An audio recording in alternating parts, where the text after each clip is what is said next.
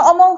Vandag is dit die 27ste November, die jaar 2025. Dis 'n donderdag, is 'n lieflike dag deur Abba geskenk aan ieder en elkeen van ons. My naam is Sonja Gerber. Vanoggend gaan ons so 'n bietjie gesels rondom dankbaarheid. Is jy dankbaar dat jy lewe? Is jy dankbaar vir dit wat jy het? Is jy dankbaar dat jy hande het? Jy kan jou geliefdes omvou, jy kan hulle vashou. Is jy dankbaar dat jy voete het om te loop? Daar's mense wat vasgekluister sit in 'n rolstoel. Is jy dankbaar vir die dak wat oor jou kop is? Is jy dankbaar vir die kos wat op jou tafel is? Is jy dankbaar vir jou kinders, vir jou geliefdes, vir jou werk, vir die dinge wat ander mense smag om te hê? Is jy dankbaar? Dit is my vraag vanoggend. Gaan maak 'n bietjie 'n lysie vandag. Waarvoor is jy dankbaar? En dan jy moet stil word voor die Here, want daar is soveel dinge om voor dankbaar te wees. Het jy nie op die oomblik elektrisiteit nie? Is jou kos, die yskas besig om af te loop en jy's bang dat jou kos gaan sleg word? Bid, vra vir die Here, Here bewaar my kos, ek het nie hierdie dinge beplan nie en ek het nie geld om ander goeders te koop sodat my krag kan hardloop nie. Here bewaar ons. Dan kan jy dankbaar sê, die Here het my behoed en bewaar, halleluja.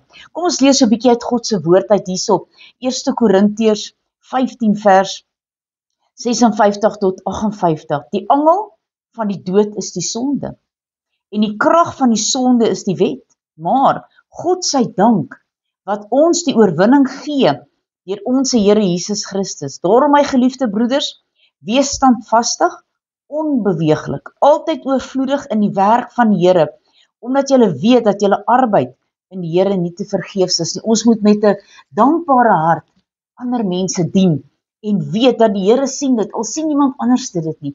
Al kry jy vandag geen loon by die werk nie, niemand erken eers dat jy daar is nie, niemand weet eers jy bestaan nie. Weet dat God sien jou, en eendag sal jy jou beloning kry, krone, wat jy gaan ontvang by die Here, omdat jy gedoen het wat hy gevra het.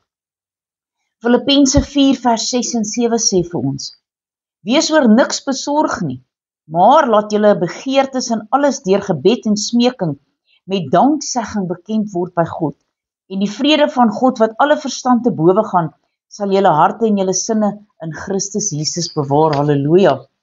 Dan 1 Tessalonisense 5 vers 16 tot 18, wees altyd deurbly, bid sonder ophou, wees in alles dankbaar, want dit is die wil van God in Christus Jesus oor julle.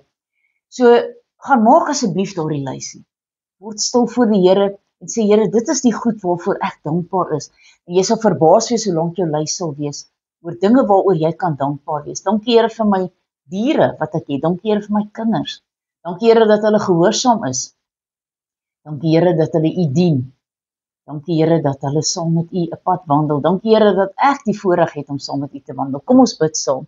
Almagtige God en Hemelse Vader, Here, ons wil U loof en prys en eer. Here, daar is niemand soos U nie.